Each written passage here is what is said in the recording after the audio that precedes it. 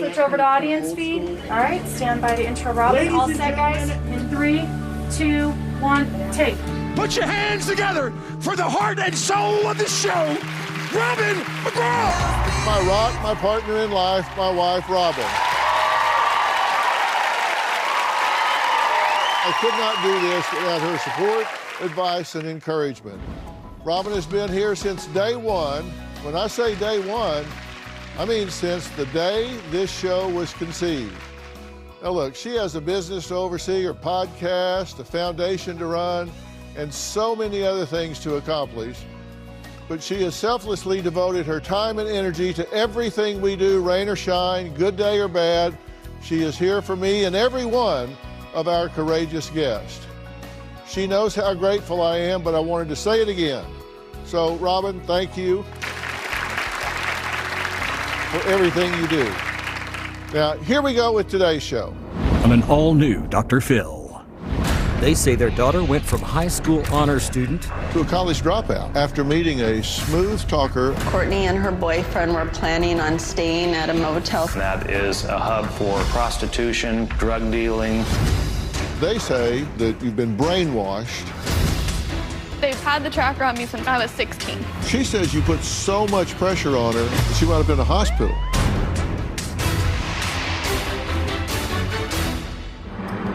Scott and Tanya say they've witnessed the complete destruction.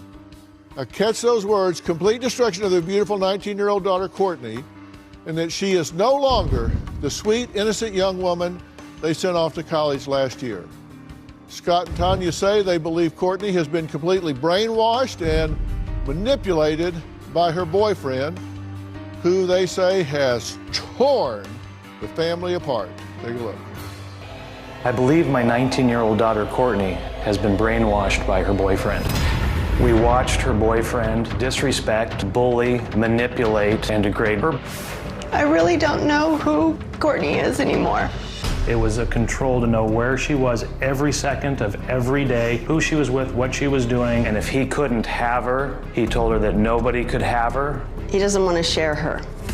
Courtney met this boy 2 weeks before she was set to leave for Colorado State University. I feel that her boyfriend has taught her how to lie and cheat.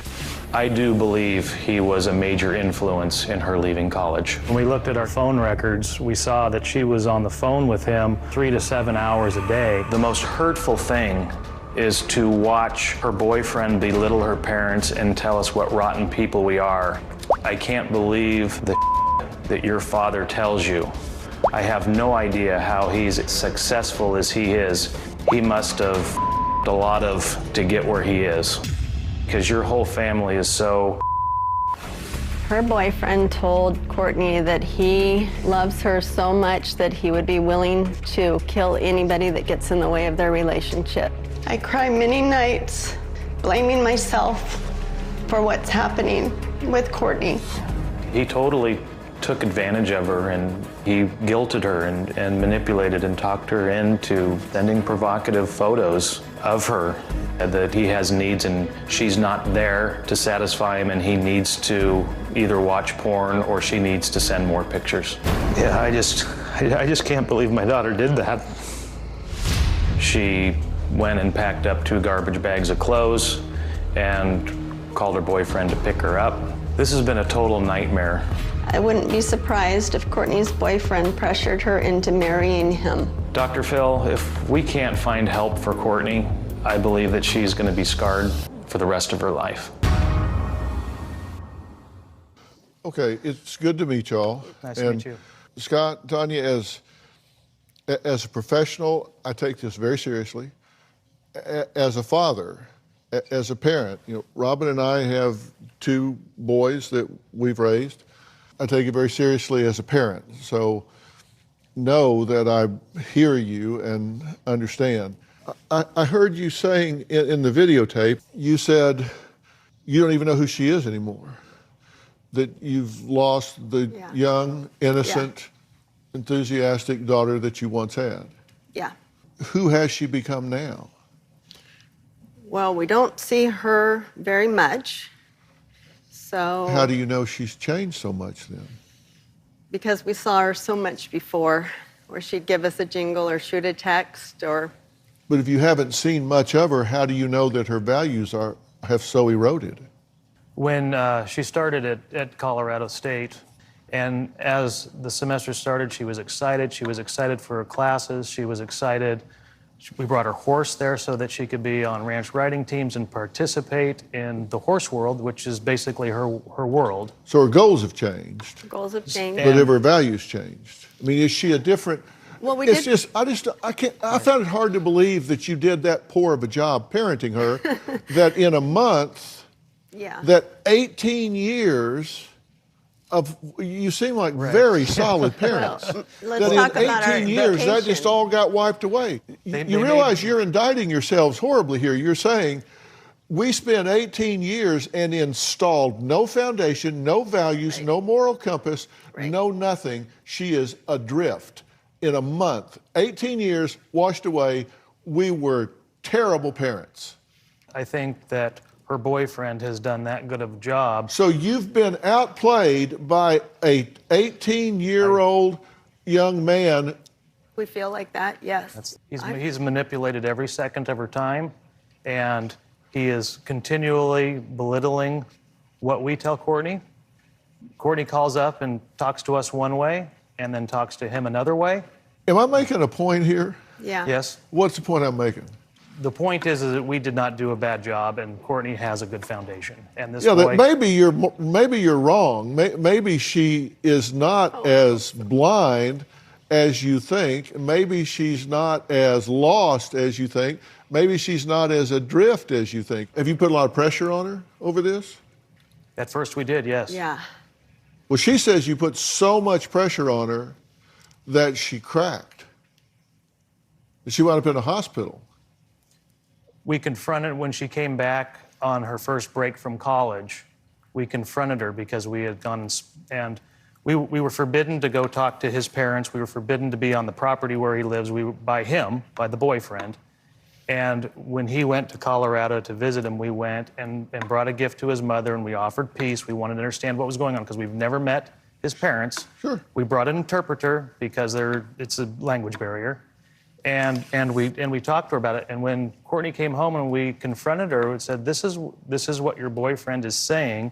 This is what his mother is saying. Nothing is aligning. You know, I don't think he's being honest with you, or his mom isn't being honest. And when she got confronted with that, she hyperventilated and went into a shaking fit, and we took her to the hospital. Okay, can we agree on this? Your approach is not working. Yes. It's not working. It's not working. Okay, so it's either you want to be right or you want to be happy. No, we don't want to be right. It's because that's what you've done so far. You have the right to expect that what you've raised her to do, raised her to be, what she stated her goals were, what she committed to. Right. You have the right to expect her to be consistent with that. And you do. I mean, Right. logically you do. I'm not debating that. But that's not what she's doing. And you're sticking to that, and it's caused a breakdown, and it's not making you happy. So, I mean, you can be right or you can be happy, but in this case, I don't think it's the same. Right. Right. I agree. And we're not looking to be right.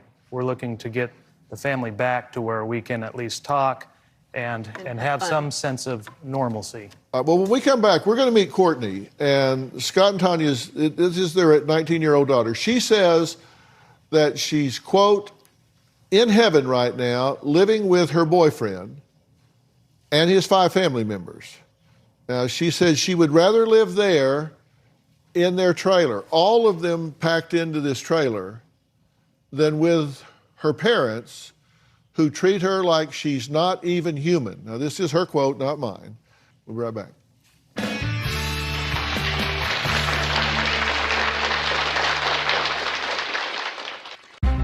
I don't believe my boyfriend's brainwashing me. His feelings are real and authentic. My parents think he's gonna sex traffic me. They think he's involved with the cartel. That could not be further from the truth. I currently live in a trailer with my boyfriend and his family. I'd rather live in a smaller house with no drama than a bigger one where there's stress.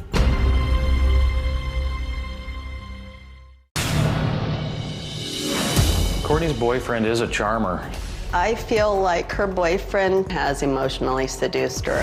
He's bought her jewelry. He tells her that she's absolutely the best person that's ever come into his life. They can take on the world and they can do whatever they want to do.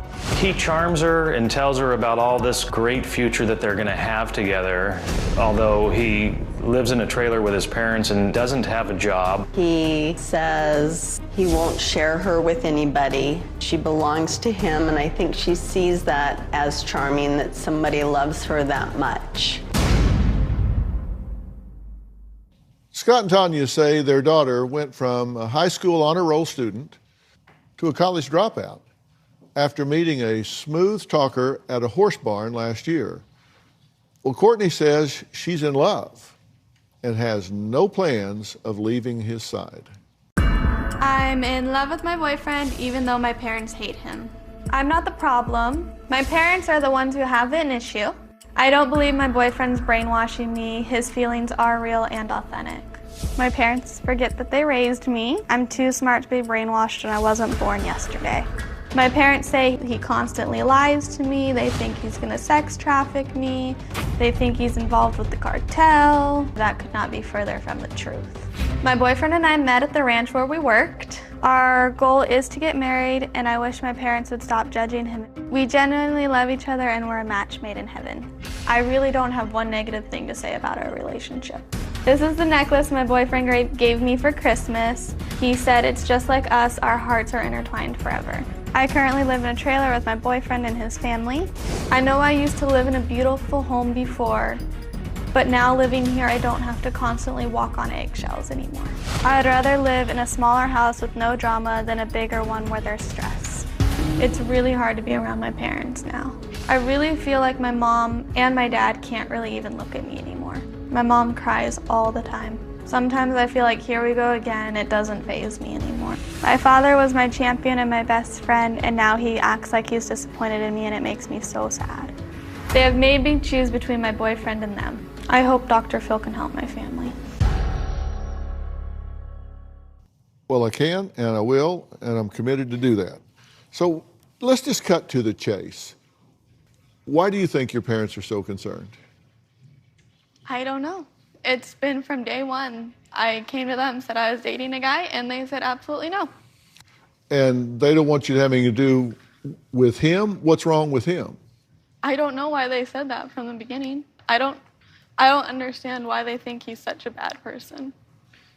Well, did they have some image in mind of who you were going to meet and fall in love with? I mean, he's not a doctor or a lawyer. He's working in a barn. Right. Is that the problem? I don't know. They've never, before I started dating him, they never expressed that to me. They always said, you're going to love who you love. We're going to stay out of your love life. This young man, he's a minority. Yes. And he works at a barn. Not anymore, but yes, when I met him. Right. Yeah. And he's not a college student. No. They think that you have thrown everything away for him. Is that true? I don't believe that's true. What about college? It was a good program and everything, just I don't want to be a vet, and it was mainly for like pre-vet. So I didn't think it was a program for me, but I wanted to finish the year out and everything. I was going to finish the year, then COVID happened. So did you finish the year? I did finish the year, yes. With passing grades? Yes. So you're no longer a freshman? I'm no longer a freshman. Okay. Yeah. So you got through your first year of college? Yes. And now you're living with this boy and his family? Yes. Okay. They say they've lost you, that you were young and sweet and innocent and had values and a moral compass. Now that's just all gone, that you've been brainwashed by this young man. Yeah, they've made that very clear. I don't believe I've been brainwashed. All those morals and goals are still there. And when you were at college, they got a hold of your call log. They've done this multiple times from day one. Yeah, and they, like on Saturday, 5 calls totaling 8 hours and 28 minutes. Sunday, 4 calls, 9 hours and 54 minutes. Monday, 3 calls, 2 hours and 58 minutes. It just goes on and on. I mean, you were spending hours and hours a day talking to this young man. Right. And I will admit, I was on the phone that much, but I wasn't watching TV. I wasn't doing that. I don't play video games. I wasn't watching TV. That's what I did in my free time. Y'all's interpretation of that was what? She was spending more time with them plotting what their future is going to be instead of applying themselves to school. And when we talked to them about it on one of the breaks when she came home, we said, listen, we understand that you're dating. We understand that you're trying to make this long-distance relationship work. Can you please just cut down on the phone calls so that she can apply herself to doing her homework and getting her grades in school? And he agreed to me, looked me in the face and agreed to me, and then the next thing, all the minutes are doubled. Do y'all remember when you first met? Yeah, you don't want to hang up the phone, last one. Yep, I remember right. that. We try and tell each other that. I could never get her to hang up. I mean, that's just the way it is in the beginning. Right. What I didn't do is I didn't forbid her to make friends, to talk to people, to go out, to be on call every second of the day if I call you, not to have any type of life other than me and the phone. Right. That's, and so you're concerned that he's possessive? Yes, I am. Why did Courtney's dad take a red eye all the way to Colorado to meet her at a motel? Well, we'll find out. He was very concerned. Next.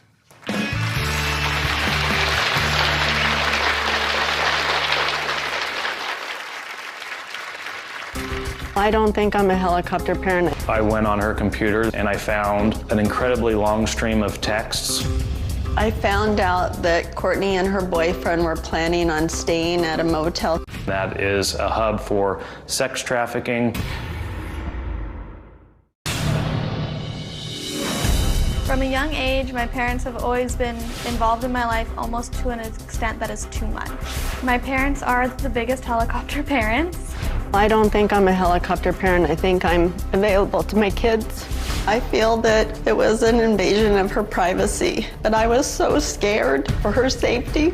I went on her computer and I found an incredibly long stream of texts to him, and I printed them out. He said that we have to lie to everybody. He said stuff that I will kill anybody in my way.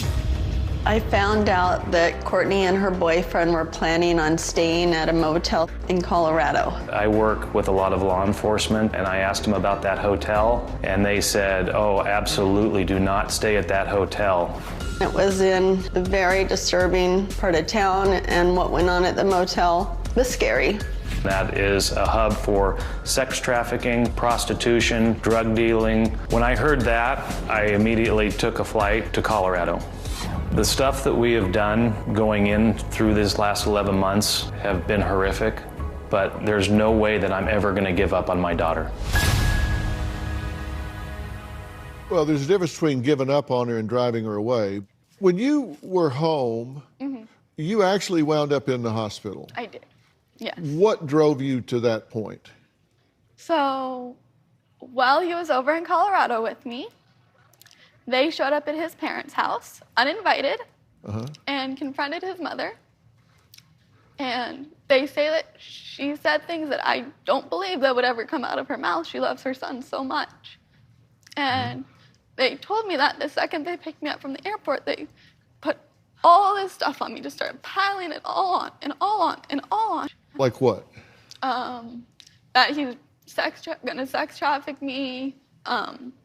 That his mother said that? Yeah, that his intent is just to marry me and that's it. Green card? Huh? To get a green card? Pretty much, but I don't believe that's the case, and he's made it very clear to me that that is not the case. And they piled all this on me, and I was upset, but it was late at night, so I talked to him about everything that was that they had told me, and I was like, hey, we need to talk about this.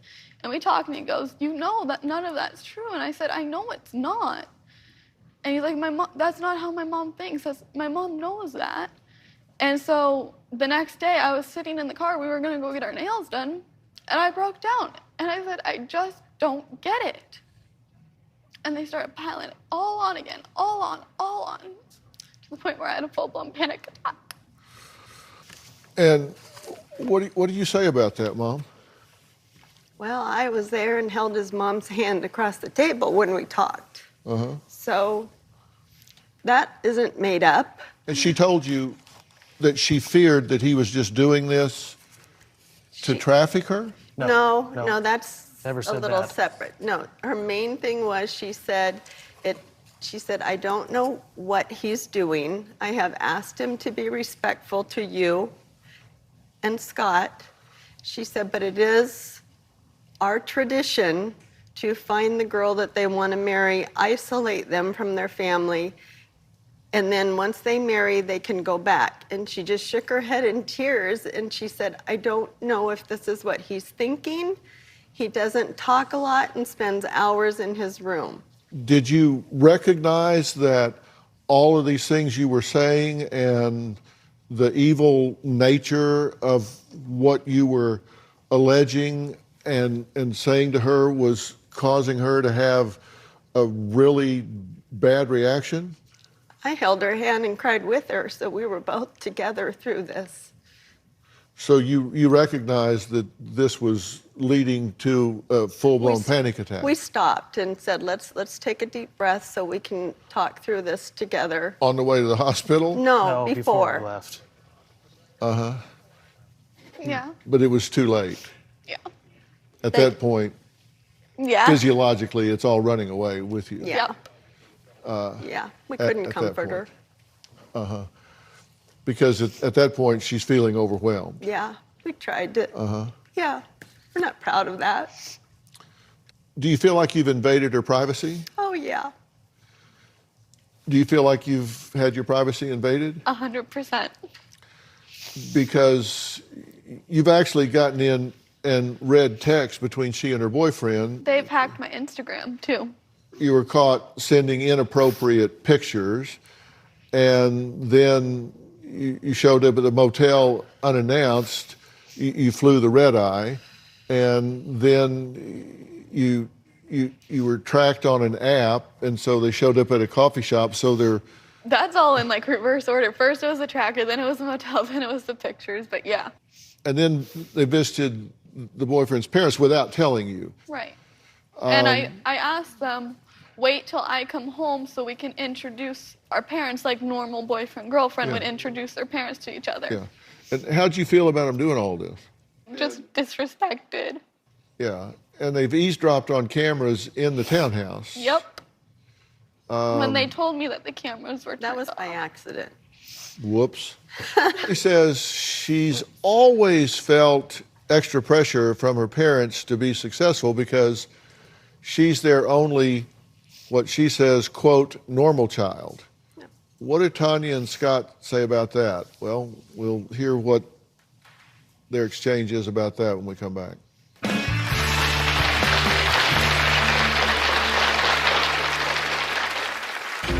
Our birthdays are pretty special to us. We were born on the same day, in the same hospital, and our birth certificates were signed by the same nurse. And we didn't meet for 29 years later. And Courtney didn't even call us or make it a point to come over and say happy birthday in person to us. She sent a quick little text, happy birthday, have some cake for me, and that was all we heard. It was hard. She was the one that always wanted to be the one that made the cake and decorate, so I don't know why this year was any different.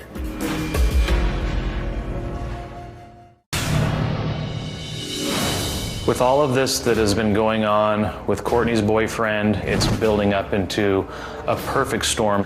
My wife, Tanya, is an emotional wreck. She's even lost about 20 pounds. I admit that this has taken a toll on me. And my wife is in a pretty dark place right now. We have a 17-year-old autistic son that needs our constant attention. He often asks me why I'm sad. I do my best to try and hide it because I don't know how he feels. And I worry that he'll worry. We're living in a nightmare bubble, and we just can't contain this chaos anymore. You say you feel a lot of pressure because I you're their Yeah. their hope, their normal child, you say. What do I you love mean? my brother to death. He makes us the most humble people on the planet. But I also know, like, if I'm not successful, they won't have a successful child. So having an autistic son has been a challenge. He was diagnosed when he was 2 years old, so we've lived as a family trying to do this. And there are some pretty alarming statistics about families that have an autistic child and how hard it is to get through a normal life because you don't have a normal life anymore. So it takes a toll. It does. And we tried to not show any more for our son Jake than Courtney. And Jake needed a lot of special attention. When we went places, we'd be halfway through our meal and we'd have to leave because there was going to be a meltdown. And then we felt bad that we took Courtney away from dinner or from Disneyland or anything. So we always tried to make it up for her and give her things and opportunities to make up for having to take her away from some things as she was growing up. We never put the burden of Jake on Courtney at all. We're letting her write her story and be that. And if that's controlling, I'm sorry. I was just trying to be a dad. But are you letting her write her story? You're not letting her write her story right now because you don't like what she's writing. You have nobody in this world. Hear me when I say this. You have nobody in this world more dedicated to your success and happiness that would make greater sacrifices for you in your life, nor will you ever have, than the two people sitting in front of you right now. I 100% agree. These people love you. They're devoted to you. They want the best for you. Now, you may not always agree with what that is, but their motives are pure. I'm a pretty good judge of horse flesh myself. Yeah. And I'm telling you, their motives are pure. I'm not saying that you agree with them or that I necessarily agree with everything that they may think, but there's not a saboteur bone in either of their bodies. I can tell you, God strike me dead as I say it if I'm wrong. There's not a sabotaging bone in either of their bodies with regard to you. And I do believe that. They want you healthy and happy. That doesn't mean they don't second guess some of the things that you may say. But, you know, our job as parents is to meet our kids where they are, not to ask them to meet us where we are. And when she's having a breakdown, an anxiety attack breakdown, she's feelings judged and she is afraid. Yours to be her soft place to fall. That doesn't mean you always tell her what she wants to hear, don't get me wrong.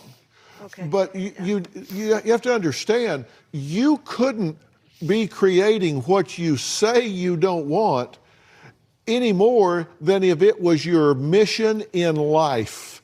If you woke up in the morning and said, okay, we got to figure out how to get her over to him. Yeah.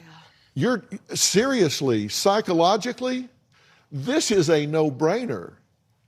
You've got to understand, and I'm going to tell you exactly what I mean by that. Now, I've always said, you never negotiate with ultimatums.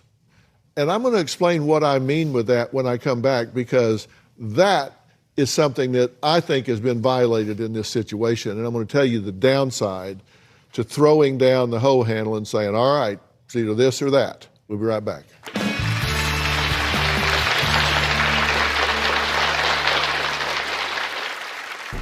Sometimes I wish that my parents would just stay out of my personal life.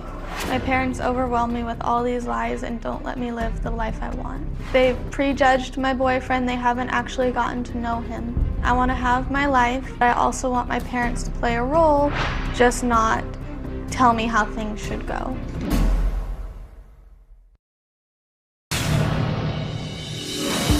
Courtney has had panic attacks in the past, and one of them, we did have to take her to the hospital. She began to convulse and couldn't breathe and was shaking uncontrollably. It was frightening to watch. She couldn't stop shaking. We couldn't calm her down. We found a place to send her for her anxiety, but she refused to go. She said, I'm not going to be locked up in a mental ward. I honestly think the facility would be better for my mom at this point. First off, you guys are catastrophizing this situation. Language is a very powerful thing. Let's face it. We're talking about somebody she's dating. We're not talking about bone cancer here. That's right. We're not talking about the highway patrol calling and saying, does your daughter drive a so-and-so? Yeah. So God forbid that any of that ever happened, but let's put it in perspective and recognize we're talking about some life choices here. But the key word is choices. You do have choices. And when I look at your language, and I actually wrote it down, it jumped out at me so much. You say, complete destruction of a young lady. Seriously? You're selling yourselves awfully short. You have installed more of a personality in this young woman by the time she was 5 years old. Seriously. And certainly by the time she was 13, 14, moral compass, vision, ideas, ability to think for herself than you're giving yourselves credit for. We've lost our daughter. You know where she is right now? She's on the Dr. Phil. She has been willing to come here and put her personal life in front of millions of people because she cares about your approval. She cares about your acceptance. Am I wrong? You're 100% right. That's why I'm here. And Tanya, verge of a breakdown. I've never been like this. Throwing her future away. How old are you? 19. 19. Throwing her future away. You don't always agree with every choice your kids make. We have two boys that are as different as daylight and dark. Yes. Different. I've got one that's, well, this one is Mr. Preppy, Corporate America, University of Texas, SMU Law School. And this one, I know about that one. his younger brother, that's him. I think you can count the tattoos. I don't know if you can count the tattoos. But by the way, he is on stage at Madison Square Garden doing his music on tour with the Jonas Brothers. He's amazing. He went to USC. That's him on stage. You meet them where they are and then hope that you've installed the moral compass and that they are good people and good citizens that do good things with a good heart. And both of our boys do, thanks to their mother. So how do we embrace her boyfriend and her lifestyle when he won't meet with us? He refuses everything about it. That's why you don't negotiate with ultimatums. You don't want to cut off. I said there's a wall. There's no communication here. There's no wall. You want her to be able to talk to you about him. It doesn't mean that you have to approve. Maybe you give her the ability to ask him some questions that get him to be more forthcoming. But you don't do that where if she knows if she brings him up, it's a meltdown. You're not going to be the only voice in your child's ear, and she's got someone else in her ear right now. Absolutely. So you want to be the best voice in her ear. That's a good way to put that, yeah. But you have no influence over her right now because you have severed that relationship, that communication line. So where does the family go from here? How does he influence this young man when he can't have any contact with him? I'll tell you the answer to that when we come back.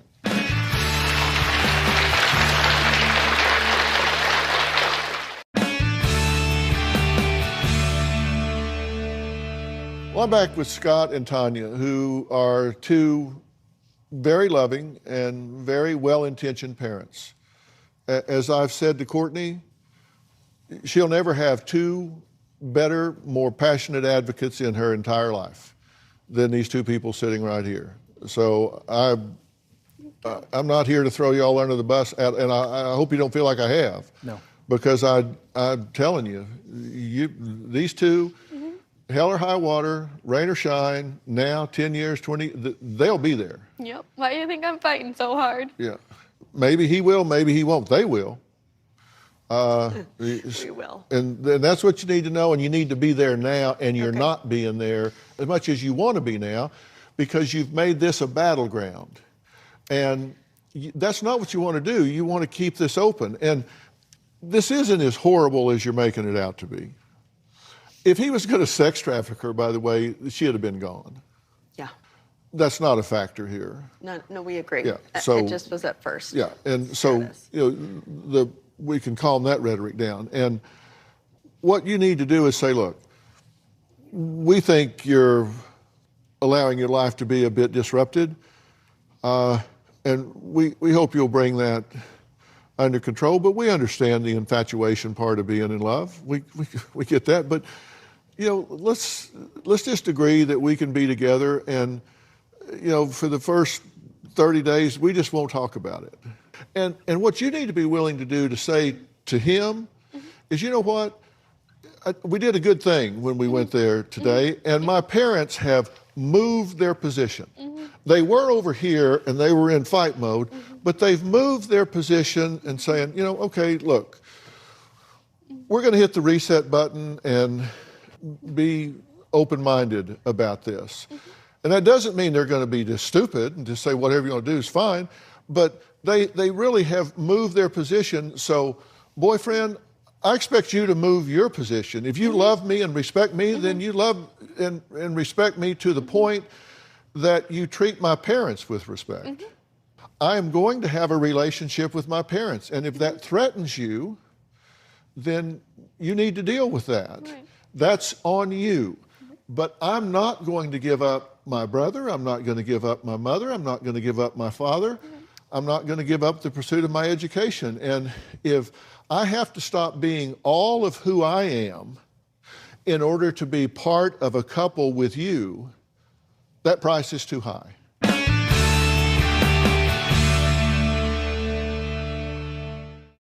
You've got to keep this open and keep a dialogue open with your dad. Your dad's a guy.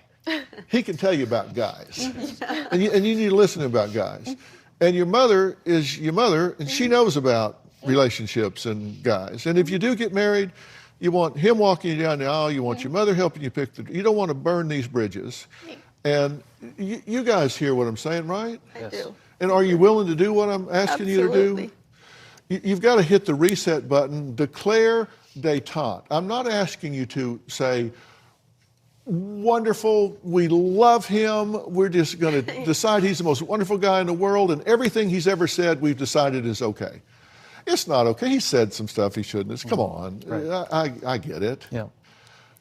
But I'm just saying détente and let things unroll, but reopen this flow here so you have an opportunity to A, be plugged in without having to be a spy, and you have influence where you can discuss things in an open manner. Can we do that? We can do that. I mean, fair enough? And I think you're going to see this situation improve tremendously in a very short period of time. Okay. You've sold yourselves way too short. You've done a much better job here than you're giving yourselves credit for. Thank you. That's all I'm saying. All right, we've got to stop. I want to thank all of my guests today. Don't forget to subscribe to Robin's podcast, I've Got a Secret. And they aren't any secrets. She tells everything to everybody, but she has amazing guests. Camelia McConaughey, Carson Kressley, Joan London, Catherine Schwarzenegger, Pratt. I mean, this great lineup. You'll love it. For more information about today's show, log on to drphil.com. We'll see you next time. Thanks so much.